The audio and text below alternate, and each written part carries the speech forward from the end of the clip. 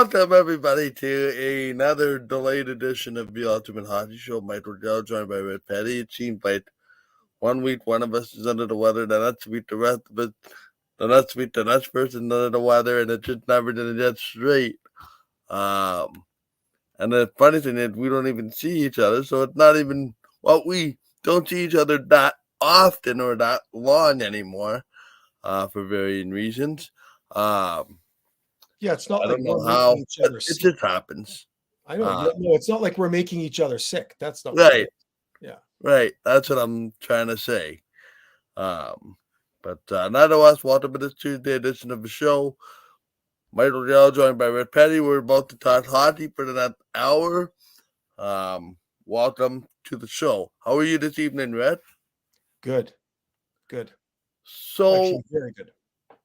The Winnipeg Jets, since our last show, have done 2-0, 3-0 last week. Give me an opening thought on what you've seen from the team. Okay, what did you say that they would do over these two games? You have to remind me. I forgot. I remember. What did you say? What did I say? You said they'd go 1-0-1. Okay. And who said they'd go 2-0? Yeah, it's another case of Red being right. It's okay. It's okay, Michael. At least you don't argue. You when you eat humble pie actually very well. So that's good.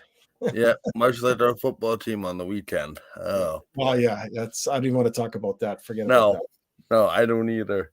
But anyway, yes, actually, you know what? You know what I was going to say? Actually, one thing I was going to say is there's this commercial. I don't know. I think it's by the NHL.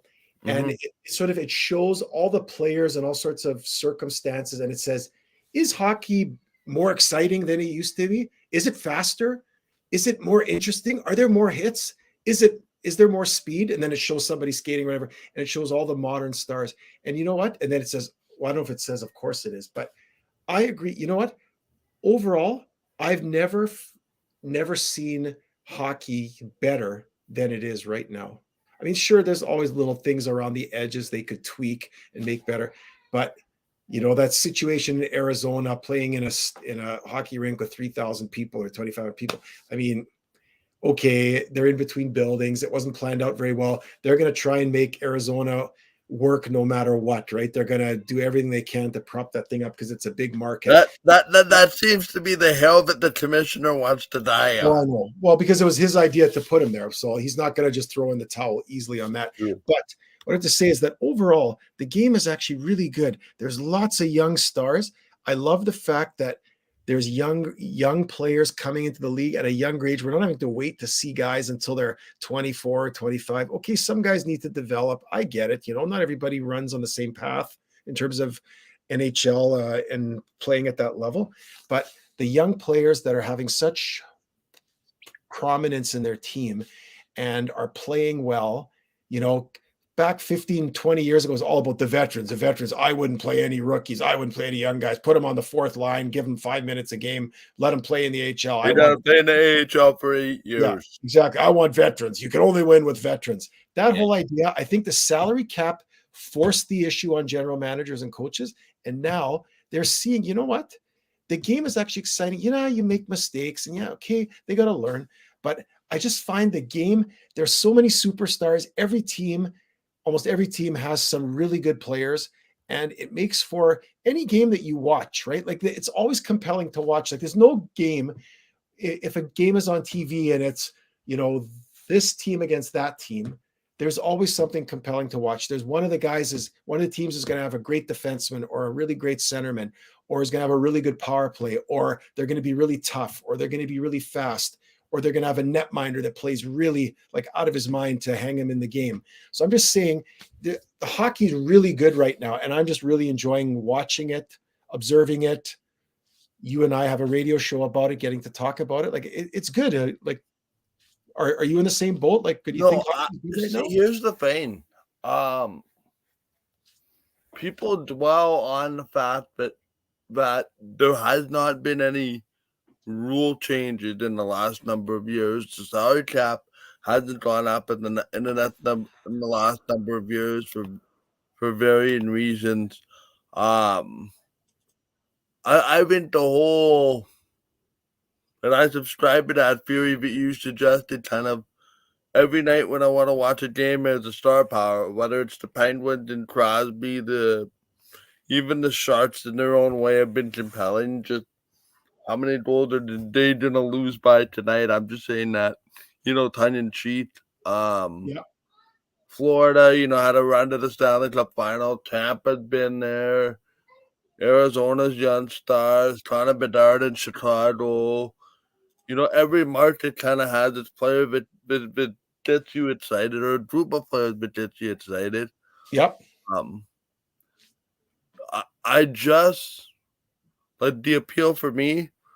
It might be different than the average person because I'm such a hockey guy that I'll sit down and watch whatever's on TV. And I'm not really selective whether that's the Jets, whether that's the Leafs, whether that's somebody else. But as far as growing the game, I am 100% with you. Like, you can watch any game and be drawn to any team, and because of the competitive balance in the National Hockey League, it's incredibly wide open. Yeah. And I think the NHL has taken strides. I know they had the Global Series in Sweden this last week, where Minnesota, Ottawa, Detroit, and Toronto went over to play 2 games each over 4 separate days. Yeah. Um, it's stuff like that that's going to be growing the game not only in North America but in the world. And now we're getting indications that there'll be a World Cup of Hockey in 2025. So not this February, but next February. So our international best on best, which we should get details on later this week. And then it sounds like the NHL is making another commitment to go to the Olympics. All of that is part of manufacturing star power and brand appeal. And to be honest, I think the NHL is in much better shape as far as that goes than something like the National Basketball Association, where you have your teams that are going to be your contenders every year, Mhm. yet 20 to 30 national games because while they get LeBron James, etc., etc., etc., the NHL to me the star power seems a lot more spread out. Therefore, I think it makes for a more compelling playoffs. No, I agree. Well, the NBA is, I mean, that's a misnomer. The NBA, it's all about your star players. You can't win without guys who can score. So if you got one, maybe you two, maybe three guys who are superstars, the rest of the guys just are role players. They rebound, they play defense, and it's all your superstars. If they play well and they score, then you have a chance to win the championship. Whereas in NHL, look at this year. Look at the Oilers. The Oilers were one of the top 4 teams in the West last year. They got to the conference. Was the conference finals? No, or the conference semifinals. No, the conference semifinals, right? Or Yeah, did they lose semifinals. to They Vegas lost to Vegas. in the semifinals? Yes, second round. You got second round. So, but now they're not even a playoff team, and they won't be a playoff team. Same thing. Minnesota was a playoff team. Now you look at Vancouver, who was terrible last year, and they're in first place or second place in the Pacific. I mean, it's crazy. But then there's other teams that have played really well, and you just expect them to play well, like um, Vegas and the Bruins and the New York Rangers. And then to a lesser extent, the Leafs and the Lightning and the Panthers. But I'm just saying that's the crazy thing about the NHL is you can add one guy and you get healthy. Maybe you don't even add a guy, you just get healthy again. And suddenly your team can go from looking terrible one year to being a contender the next year. And it's great. It's fantastic for the game. So you asked me about what did I notice this week? Well, the Jets won a pair of games, which was really good. The first one they played against the Sabres, not a great game, but they played well enough to win. That's probably how I would say it is. They played, it wasn't It wasn't a Picasso, like somebody once said, but it's art in whatever form it is. And it was enough to get to 2 points, and they relied on Hellebuck at the end. And then on the other side, when they played Arizona, well, they just really outplayed Arizona, played really well, and they win a couple of games. Now it's going to be interesting going on the road. That's always that interesting road trip, going into Florida and playing the Lightning and the Panthers back to back, and then they always throw in another game whether it's the Stars or in this case, so sometimes they'll do the Avalanche on the way back in. In this case, they're stopping in Nashville, Tennessee to play the Predators. Yeah, but that's an interesting 3-game road trip. And like I said to you last week, when you look at the Jets and what they've done this year, they haven't beaten anybody of real significance in the standings. They've beaten all the teams that are below them in the standings, but they've lost their losses outside of the Flames on opening night. They've lost 5 games this year. They've lost twice to Vegas, once to LA, and once to Dallas. And you could argue with Dallas, Vegas, and LA, those are your top 5 teams, maybe top 10 teams in the league. They're in the upper echelon. So the Jets, they've won against who they should win, against teams like we talked about in their third, like sort of, the top 10, the middle 10, the bottom 10. They've won against the bottom 10 and the middle 10, where I would argue they're sort of the upper middle 10. I would say they're somewhere in the top 10 to 15 teams in the league right now, but they haven't won a game against anybody in the top 10.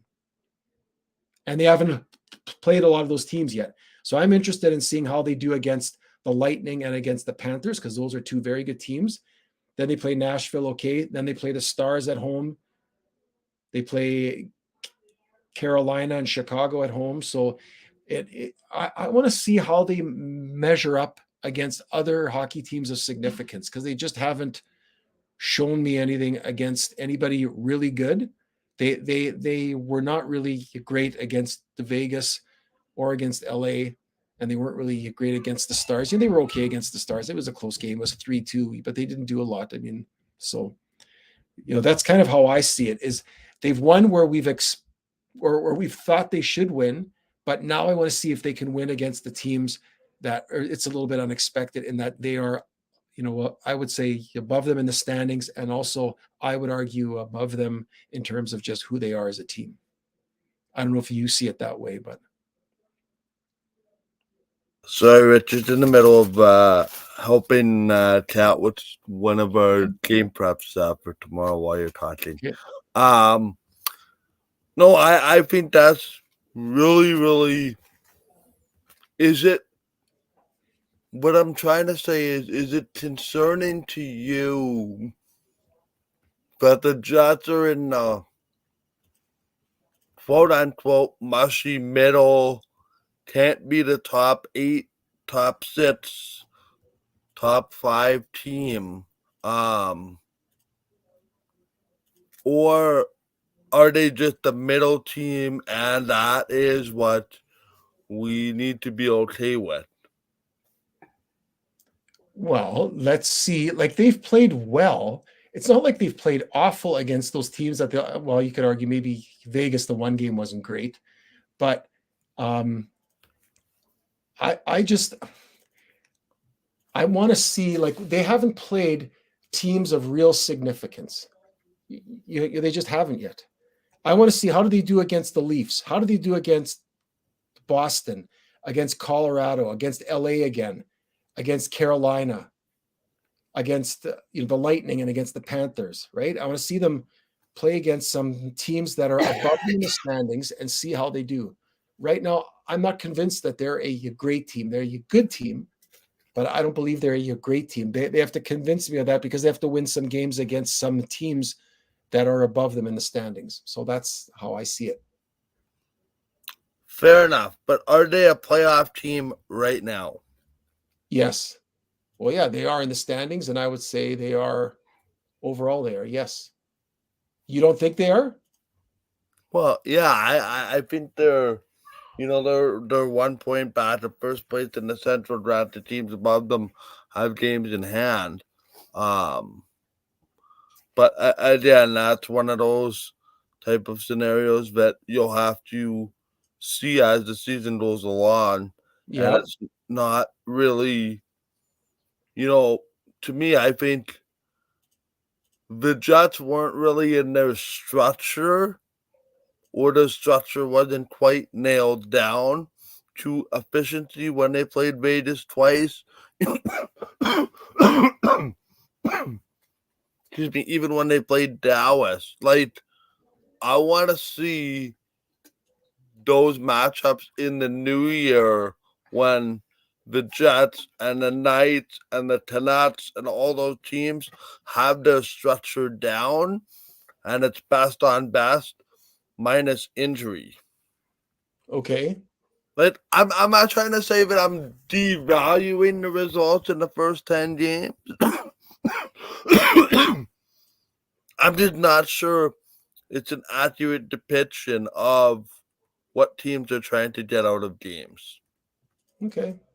Does that make sense? Yeah. Yeah. Because the Jets were tweeting things, and Vegas is in Stanley Cup form. Granted, the Jets need to get there.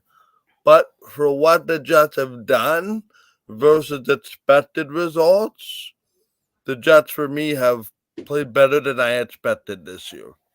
I would argue, yes, that is correct. Because you have no control over what your schedule looks like, right? If at the beginning of the year you Right. don't play that many, we call them upper echelon teams, whatever. Right. It's good because you could be arguing if they hadn't won these games against these teams, you'd say, well, they can't even win win the hockey games against the teams that are below them in the standings, right? So it's actually really good that they've won those games. And so I agree with you. I think they are playing a really good style of hockey right now. It's a winning style because it's defense first. Five guys are helping to support the goalie. They're playing well in their own end, trying to support each other to move the puck out and just play. They'll allow shots from the perimeter because Hellebuck can stop those. One shot, boom, then they get rid of the rebounds and away they go. So far, I like how they're playing. And if they hang into that, into that way of playing, it'll serve them well when they start to play against upper echelon teams. So you're right. Do I like you it so far. I just want to see something more. So do you think the Jets are playing a sustainable brand of hockey? yes, Because the last 2 years, and the reason I say this is they've had great starts, but their game seems to fall apart when the games get tougher in January, February, and well, March. good point, and I agree with you. And here's what I would say because we've chatted about this before. I still say it's better than what it was under Paul Maurice, and I like Paul Maurice as a coach. But to me, if you like, you have to have a fourth line that plays minutes. You cannot roll them out for 6 or 8 minutes a game. I saw that Rasmus Kapari before he got injured was getting 6-7 minutes a game. That's not enough. They got to play like, okay, Scheifele's line and Nemestikov's line, even the Lowry's line, those three lines, okay, they should play a little bit more. And those guys, 6 of those 9 guys, they get extra time when they're killing power play or when they're on the power play because they're all the guys on the first and second units of the power play. The other guys are doing the penalty killing, so they get extra minutes when they kill penalties. But to me, if you're going to wear out your top 3 lines, when you get into January, February, and everything starts escalating, and those guys are going to get worn out. We saw it with Scheifele and Connor. They went invisible at the end of the year last year, and I think they were tired. So I want to see more emphasis now, especially Kapari's out. You got Gustafsson centering a line with Janssen, Falby, and who's the other player on that line? Oh, and Morgan Barron. Yeah. That line should be out there a lot more. I want to see him playing 4 minutes a period, minimum. So they should about be 12 getting minutes 12 total. minutes because that's roughly, if you play each line equal, that's 16 minutes. And then the other 4 minutes is due to, the power play or whatever that you might get, awarded in a period. But you should be getting 4 minutes a game, 4 to 5 minutes a game, and at least 12 to 14 minutes as the fourth line, because otherwise you're going to wear out your players. I just think over the long term. So Yeah, and that's kind of what's happened, and the top end guys hit a wall, and the bottom part of your lineup doesn't score, and now you're a goal short, and now you're losing a lot of 1 to 2 goal games, and now you're losing a lot of games down the yep, stretch, and now you're wearing out, and you're getting injured, and all that kind of stuff. yep. Question: where does Gabriel Velarde fit into this puzzle? Aha, good question. It seems like he's getting close, and I'm wondering if he's going to alleviate some of your concerns about forward depth and guys kind of being slotted in the right position. Because to me, I don't know if you break up at Shifley, Connor, Iafallo line. I'm not sure if you break up at Nemestikov, Ehlers, Perfetti line. You're certainly not breaking up the third line. But Gabriel Velarde's not a fourth line guy. So something's got to give here, does it not? Well, I don't think it's that complicated. Velarde should be playing with Shifley and Connor. He played Okay, well. where do you put Iafallo then? He is Velarde is a first line player, and So you put Velarde right back with Shifley and Connor? Yeah, Iafallo's been good, but Velarde is all of that. Like Velarde is as good as Iafallo, but I think he has more of an offensive upside, and he's also larger. He's a little bit tougher. I think he'll be better in the corners, and he only got like a game and a half, but when he played there, he looked really good. So for me personally, I mean, when he comes back, he'll probably start on the fourth line just to get his legs, and they'll shuffle somebody out of the lineup. But I would see him moving onto the top line. And then it's a question of what do you do with Iafallo? Do you put him down on the fourth line? I agree. You don't change the line with Lowry and Appleton and Niederreiter. That one you can't change. But maybe do you tweak Nemestikov, Ehlers, and Perfetti? I don't know. Do you take off Nemestikov? He's played really well there. So you take off Perfetti. To me, you know, because injuries will come along, and then guys are going to get shuffled again anyway. To me, if it's all equal and everybody's ready to go, and so is Velarde. Velarde goes in on the first line. Iafallo goes down to line number 4, which is another reason why, with having Gustafsson there with Iafallo and Morgan Barron, now there's another reason why you don't need to chop those minutes on those guys, and you could play that line 12 to 15 minutes a game because they're reliable. They're all veteran guys. Well, I mean, except for Gustafsson, but he's a smart player. He's very good defensively. You have no, even if they don't score any goals, just that they give the other 3 lines a chance to collect their breath. They'll go out and they'll cycle the puck. They'll play well defensively. They won't let any goals get scored against them. You've got to allow that. You have to. And I just think it's a fool's errand. Now, I get it. Now, I should qualify this. People say, well, Rick, what happens if the Jets are down by a goal in the third period? I get it. If they're down by a goal, okay, you're going to rotate Shifley's line in more frequently. I get it. That's where the offense is. But if the game is tied, or if you're up by a goal or two in the third period, I would not be playing. I'd be playing each line 30 seconds through like that. Here, Rob has a thing. Iafallo earned his place on the first line. I think you mean, usurping that line to put Velarde there would be a mistake. Hang on. Velarde needs to go to the second line. Nemestikov goes to the fourth line. This is Rob's view on the whole scenario. This is another way to look at it, and kind of the way that I was kind of thinking things would go. Okay. So you put Velarde then at center. I put Velarde at center there, yeah. Okay. You know what? And this is the discussion that I think Kevin Cheveldayoff wanted when he assembled this team. And that is options for his coaching staff. Yep. And that's good. It's good to have options. I also think that Alex, to follow up your thought, is the younger version of Matthew Perot. That you could put him on this line, you could put him on that line, you could put him on this line if you need to do the line Dwayne. He's jumper cables, for lack of a better term. Yeah. And I think that's what made Alex Iafallo so valuable. Number one to the LA Kings and why the Jets why he was so sought after with the Winnipeg Jets. Yeah. Hey, speaking of being sought after, it's interesting, when you look at, because you're asking about this week in the NHL and what you noticed. I mean, there's a few things we can talk about, but Yep. Patrick Laine and Johnny Gaudreau getting benched for the third period in, I believe it was Friday night's game, and then Laine being a healthy scratch for Sunday night's game. And then the coach, he was the former Moose coach here, right? An assistant coach with the Jets. Yeah. What's his name again? Pascal Vincent. He's very good. Like he says basically, hey, we know who Patrick Laine is. He's got to be a Patrick Laine.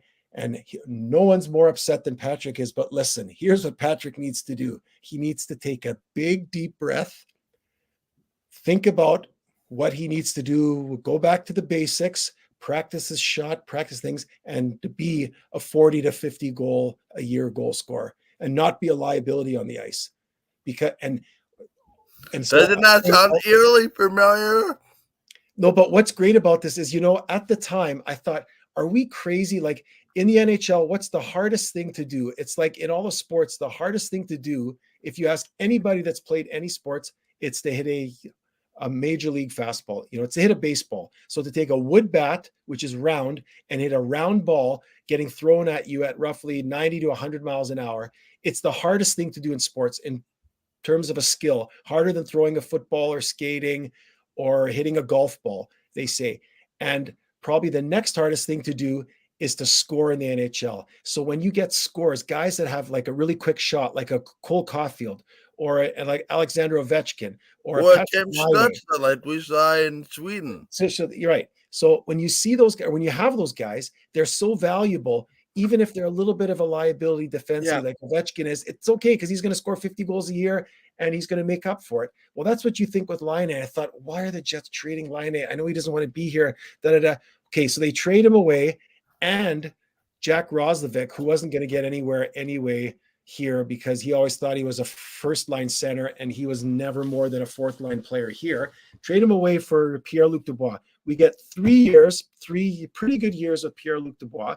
At times, he was kind of in and out in terms of looked like his desire to be involved, but not bad for the Jets to get that. And now to turn a guy who doesn't want to be here in Pierre-Luc Dubois and to turn around and get Kupari, Velarde, and Iafallo plus a second-round draft pick for him. That trade tree is fascinating. It's, to me, I mean, it's the best. Now, sure, we could have said, well, you could only trade a superstar for a superstar, right? But sometimes that's just not going to happen in other teams. But to get those three guys, and to me, you could say what you want about Kupari or Iafallo. To me, the diamond in the rough is Velarde. He's still young. He's only 22, 23 years old. I think he's just coming into his own as a forward, as a center. I think his very best years are still in front of him. And if we're able to sign him to a longer-term deal that he wants to stay here and be a part of the Jets, boy, oh boy, getting all those guys in essence for Laine plus a second-round pick, oh boy, now when you see what Laine is in Columbus, the Jets did pretty good. I don't know how you see it, but to me, they ended up doing pretty good for what they could have been jammed with, right? With Laine, or with what they could have gotten for Laine. What kind of indictment is this on Johnny Gaudreau and Patrick Laine in your mind? Well, is it on them or is it on? What's the problem in Columbus? We don't know. It seems like they're not producing. Yeah, I think it's hard to win in the NHL. Number one, I think the issue with Columbus is they have some very good players, and then they've got some players that they're sort of a fall off, right? In terms of talent, skill, ability. So you got Werenski, you got Jenner, you got Gaudreau and Laine. There's a few others there you could throw in, but I'm just saying it. So if you have a team like that, then if you're not that talented, then you have to be even more committed to playing your team system. And guys like a Gaudreau and Laine, ask Paul Maurice about what it was like with Patrick Laine trying to get him to buy in to a defensive system. Why don't you ask Sutter? I mean, he liked to talk about Gaudreau, but Gaudreau is funny. If he wants to play, he plays. But if he doesn't want to play, he kind of floats around and he's not active. He's not involved. And now you got two guys in your lineup that are each making $8 million a year in Laine and Gaudreau. Yeah. Sitting in your third period. They're supposed to be your drivers. They got $60 million between the two of them. And they can't be motivated to get involved and to drive play for your team. Things don't look good in Columbus, boy. And that's nothing on the coach. I like Pascal Vincent. He's not a dummy. In fact, he's a smart guy, and he's got guts to put Gaudreau and Laine on the end of the bench and sit them when they don't play well. And a lot of coaches won't do that. Paul Maurice never did that because he was all about respecting the guys and blah, blah, blah, blah. Yeah, that's great. But if they don't respect you and they don't respect the game by playing hard and playing right, then you could sit him on the bench. There's a way to team. There's a way to be courteous, professional, and get your message across. And there's a way to be the complete opposite. Yep. And I don't think Pato Vincent does this, number one, without the backing of his general manager, Jarmo Petalainen. Yeah. And I think if you've tried absolutely everything to get your message across, then the next best thing, or the next option, I guess, is the benching. Yep. And that's just the way it's been. And I have to wonder now if Jarmo Petalainen is in hot water. Because how many coaches are you going to go through? Never mind the Mike Babcock situation to start the season. Yeah. Like, eventually the general manager has to take accountability for his results. Well, unless your name is Kevin Cheveldayoff here in Winnipeg. Yeah. But I don't think Columbus's ownership group is going to tolerate what's going on for much longer. Because it just seems to be a complete sense or a lack of direction over there. Right? Like, to me, you're not signing Laine and Gaudreau to contracts of bad value unless you're telling your group, hey, you're going to go for it. Never mind the defensive trades that you made to bolster your defense core. Like, to me, that was the general manager, Jarmo Petalainen, saying, okay, it's go time now. But for some reason, the chemistry mix and the chemist in the lab and the recipe and what we're seeing on the ice isn't translating. Yeah. It's like the recipe is getting a bunch of error codes sent back. Yep. And to be honest, I think Gaudreau hasn't been the same since he left Calgary. And I would say Calgary hasn't been the same since Gaudreau left. Now, how much of that was Gaudreau and Tkachuk? But it's just amazing how you trade players to different places, thinking that the game is going to translate. It should, Michael. Players like that. It doesn't. It should. It's you're. But trying it doesn't. You're trying to. You're over analyzing. It's not that complicated. They're not playing well. Period. They're floating around and they're not committed. Listen, it's like any boss. The coach is the boss. You know, you don't like the job, go find a job somewhere else. You don't want to play in Columbus? Go play somewhere else. Well, Laine signed an extension in Columbus. Gaudreau signed a long-term deal in Columbus. You chose to be there. So now you're committed to that team. Start being a leader. You make the most money on that team. I think besides Werenski, I think Werenski might be right up there too at 9 million or 8.5. So I'm saying between Werenski, Line and Gaudreau, between the three of them, they're making about $28 million between the three of them. 27, 28, well, maybe that's maybe 26, 27 million. So saying those are your three leaders. Those guys have to drive the bus. I don't care. Well, he's not a driver. He's more of a support player. Interesting, but blah, blah, blah, blah, blah. If you're making that type of money, you better put in effort. And if you're like Line A and you can't score, you're snake bit, you're hitting a lot of posts, you're snapping a lot of sticks then do the right thing. Be great for your teammates. Be great for your team. Then back check. Then be the second guy out of the zone. Be somebody there to help get the puck out of your own zone, to make a great play defensively.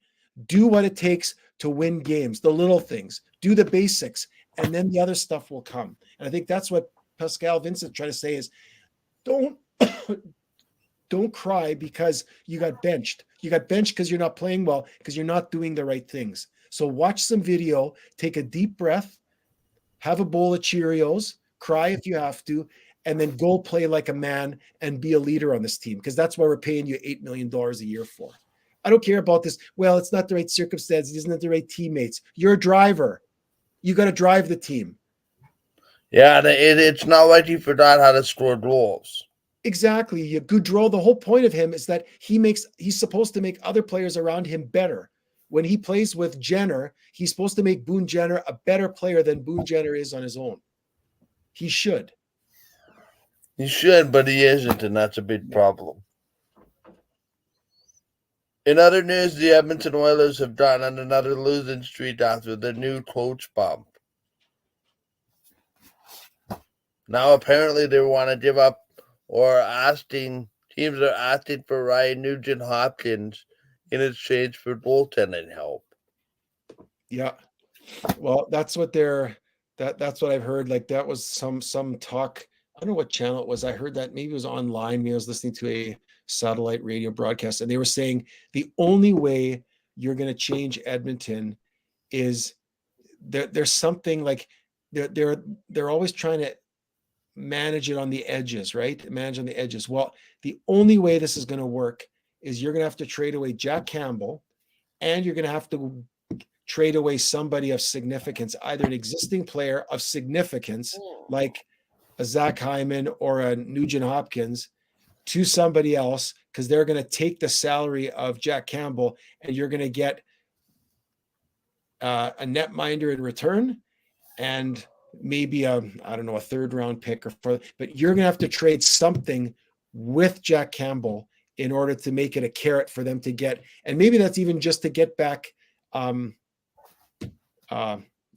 maybe a prospect, but then you're still going to have to do something to change the makeup of this team. And to me, that could be a Nugent Hopkins. You could trade a Nugent Hopkins and get a first pairing defenseman, another guy, or somebody with a little bit more grit, a little bit. I don't know who that player would be, but I'm just saying their makeup, that team, there's just something not right. Look at the talent on that team. How can they not win hockey games against lousy teams? I mean, McDavid and Draisaitl alone, being the top two players in the league who score the most points, that should win you 6-7 games out of 10 all the time going home. Never mind the other guys. If they don't even show up, just those two guys should help you win games 60% of the time. But they can't. I don't know. It's defense, it's goaltending, it's team play. Like I said, I can't figure that team out. You could argue on an overall talent as a team, that team has more talent than the Jets. The Jets are 10-5-2. The Oilers are whatever they are, 5-9-2. How is that possible? I can't figure it out. Change the coach, it's the same thing. So you know what? You can't change coaches every 3 weeks. So what do you got to do? You got to change the makeup of your team. To me, and we've said this before, it's the secondary scoring.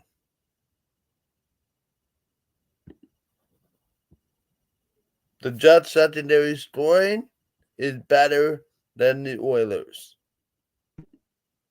But the teams are saying, can we shut down McDavid? Can we shut down Draisaitl? Let's tell somebody else to score 3 points. And they gotta keep pucks out of the net.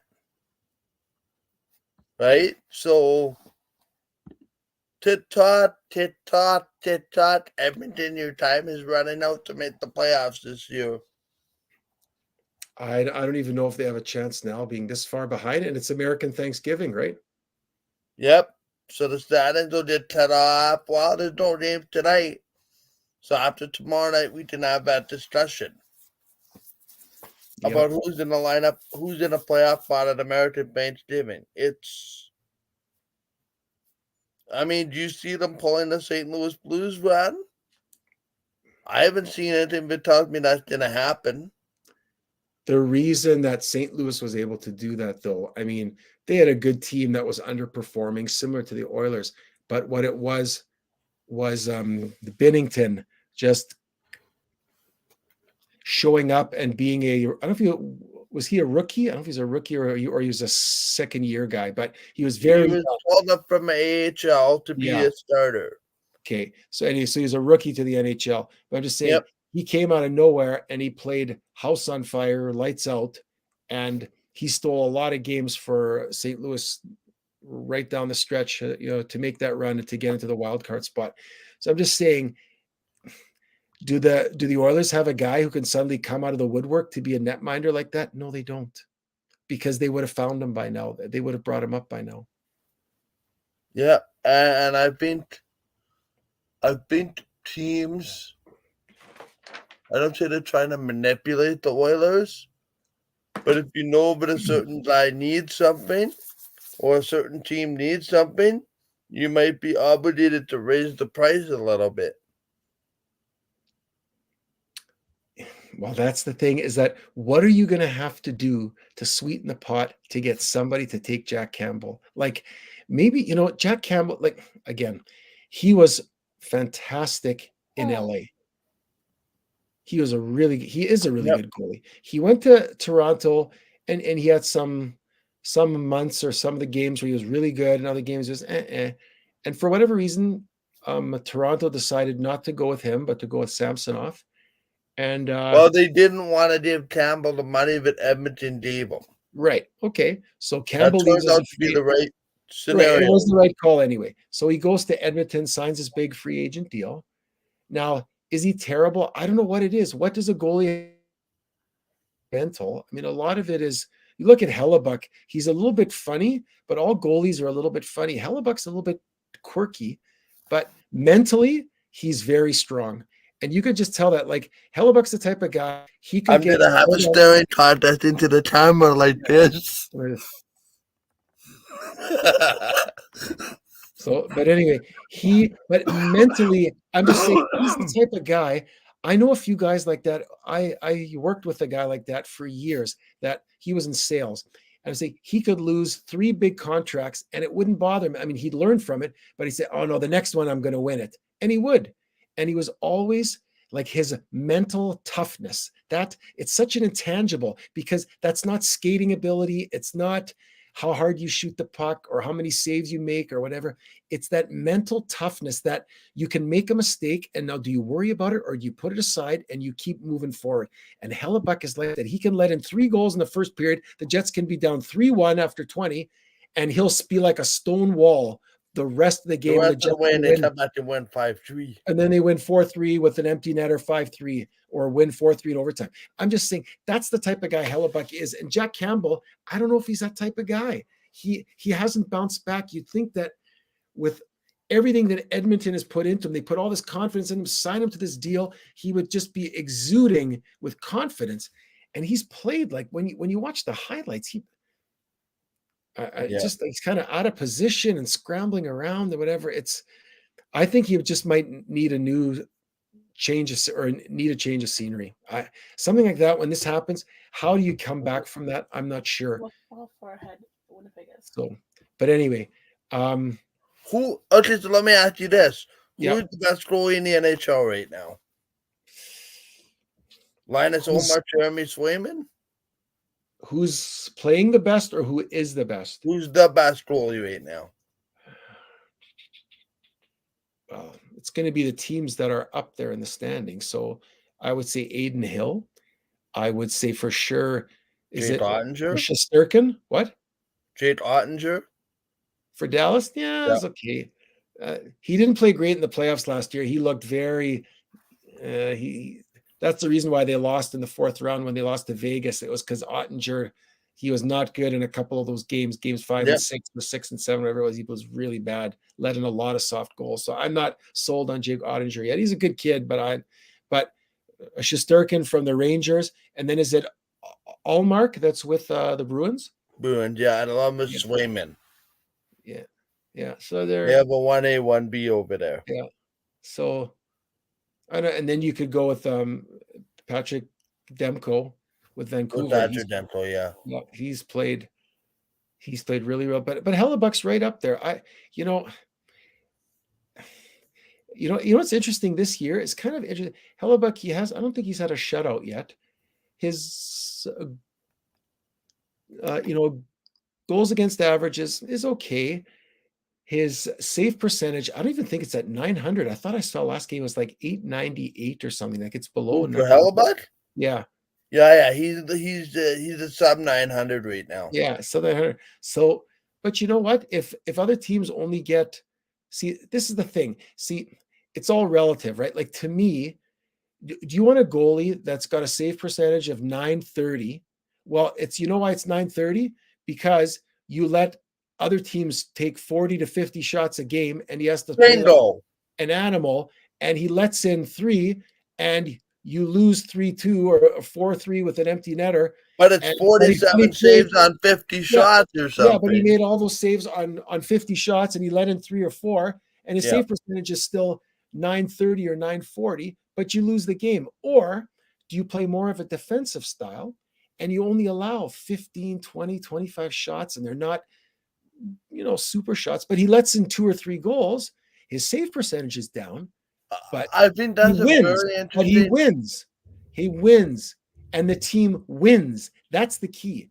As long as to me, the save percentage and the goals against average means nothing. It only means, did Hellebuck stop more goals from being scored than the other team's goalie? That's all that matters. Because save percentage, to me, is a lot of it is how your team plays. And I like how the Jets are playing now, which means his save percentage might be lower, but he's going to have more wins. And probably the goals against here's the thing, though. When you observe your goaltender, let's say you're looking for a free agent goaltender to be, what stat metric are you using to verify that it's a good goalie? Team wins?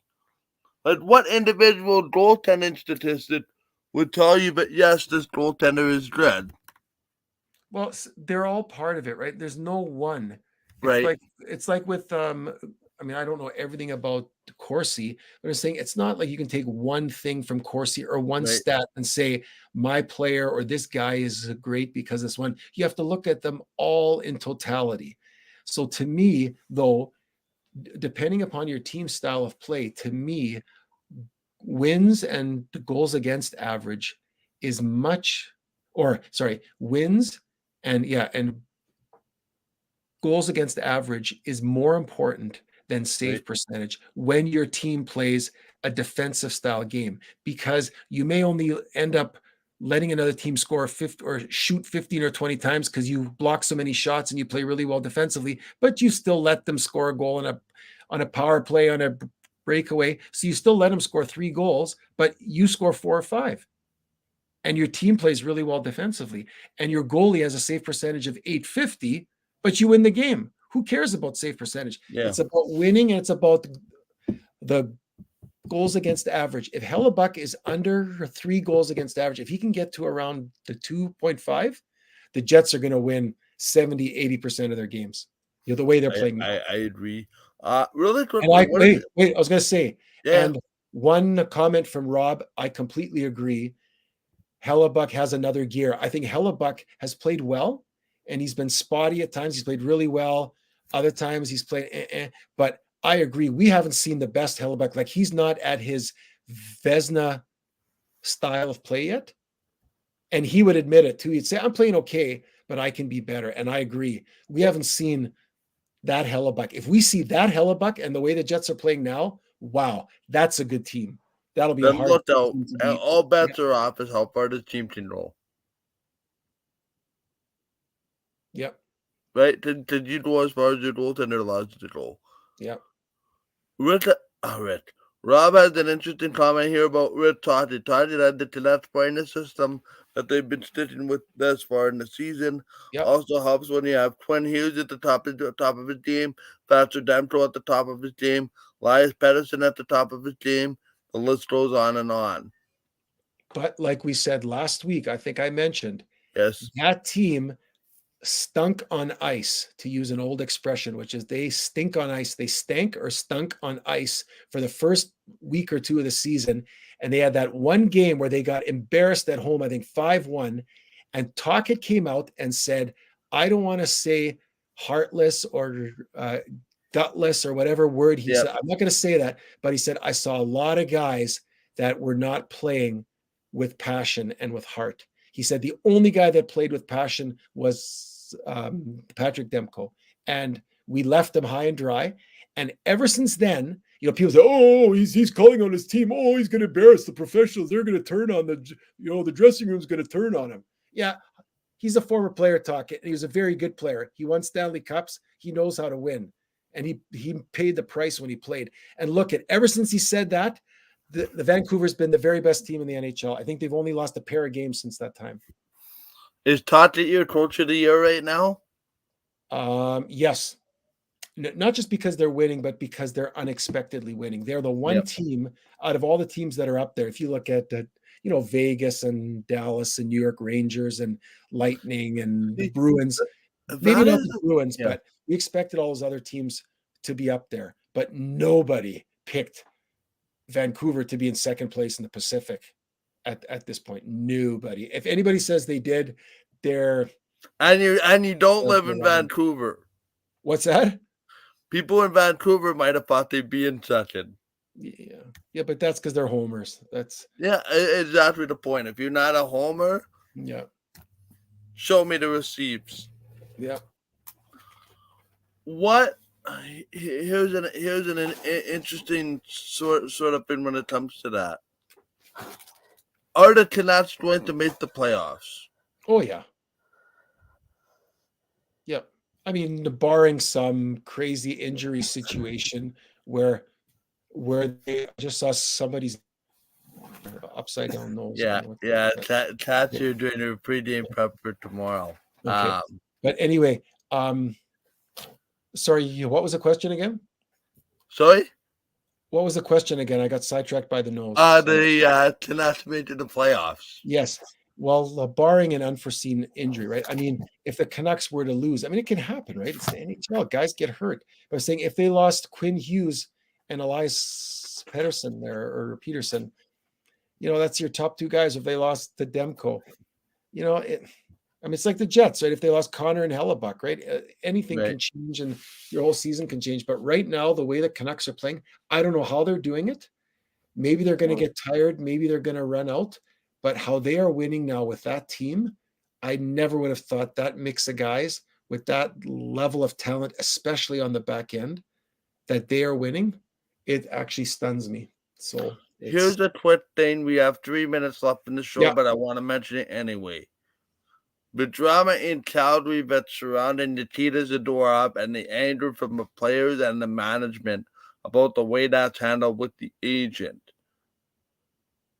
How do you think that was handled? Now to recap, Nikita Zadorov's agent went on social media suggesting that Nikita Zadorov is Calgary's best defenseman and should be playing the most minutes, and subsequently feels that his client should be in a different market. Yeah, but he said that after the trade request? No, this on social media prior to the team or management knowing about it.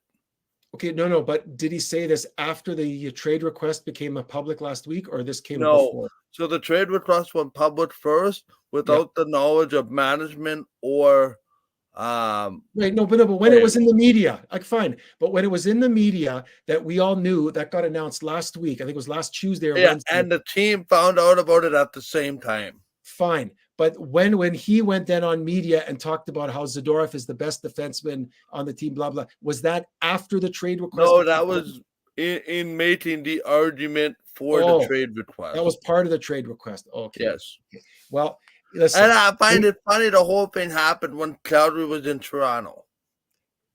Agents, they can be really good, but a player will say, oh, he speaks on behalf of me when it comes to finances, when it comes to contracts, but he shouldn't be speaking on behalf of the player when it comes to in public. Because if I had an agent, I'd say you could talk with management all you want about the contract, whatever. I don't want you talking on social media or anything about me. I'll talk about me and how I play and what I do. You deal with the numbers in the background, right? But obviously this guy, he doesn't understand that.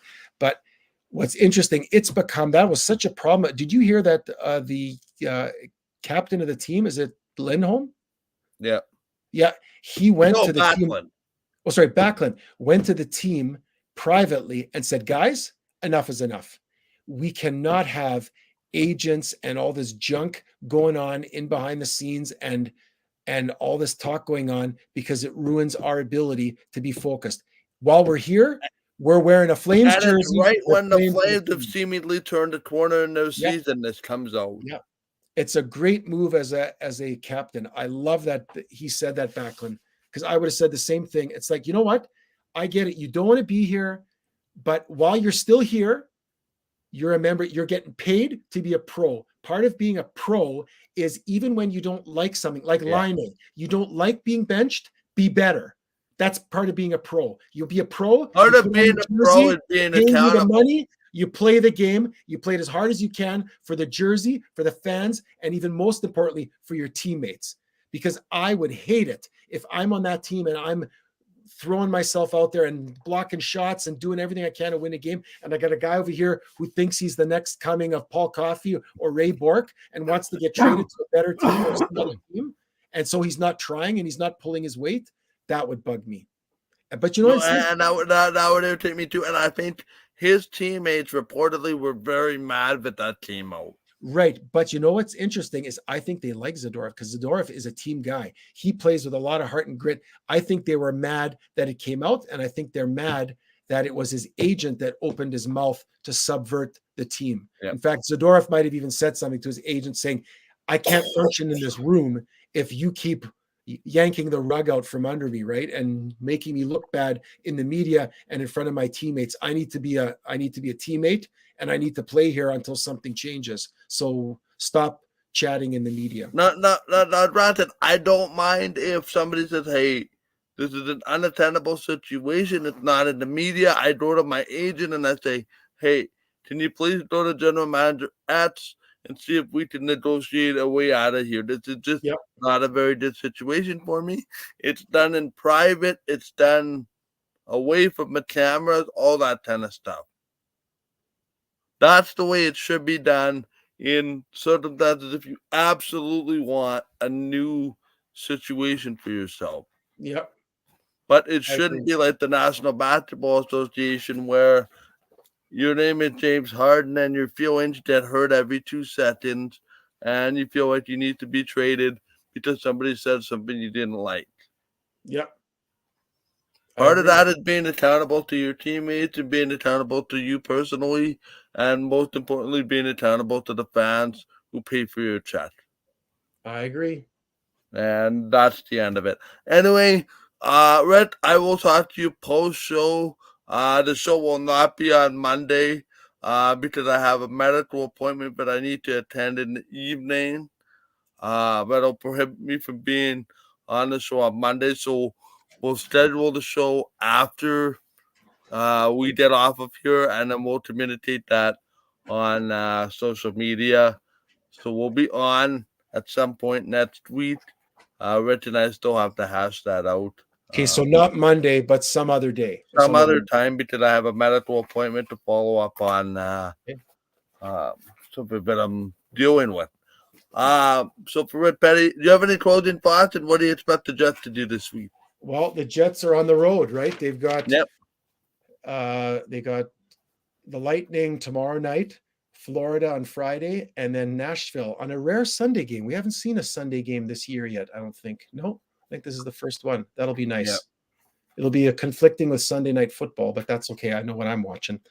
So that takes us, and unless we have a show on Tuesday, we might maybe at 6:00 because the Jets play at home against Dallas on Tuesday night at 7. Yep. So we for sure are going to have 3 games between now and our next show. Yeah. That's a tough road trip, boy. Tampa, Florida, and Nashville. Whew. Wow. That's going to be. I hate to do the old down the middle 1-1-1. Is that what you're doing? Cat's giving me the 0-3 look. Ouch. Ouch. Well, partially because she's a Tampa Bay Lightning fan, so Okay, well the Jets will go 1-1-1. They're gonna hammer Tampa. They will lose to Florida, and they'll tie and then lose to Nashville in overtimes. There, so I make you happy and I make Cat unhappy. You sure know how to irritate the people closest to me. Yeah, but anyway, no, I think so too. Listen, if we're going on the road and playing 500, I'd be very happy to get 3 out of 6 points. I don't think you can be upset about. I am going on an absolute freaking limb here. Hear me out. Don't tell me you're gonna go 3-0. Jets are going 2-0-1. Wow. Okay, we'll see. Win in Florida, win in Nashville, take a point in Tampa tomorrow. Okay. Time to show that you're an upper echelon team. Let's go. Let's go on a run. Let's talk to you next week. Have a great week, everybody. For Red Petty, Michael Justin, thank you so much for watching, and we will chat with you next week. Good night from Winnipeg.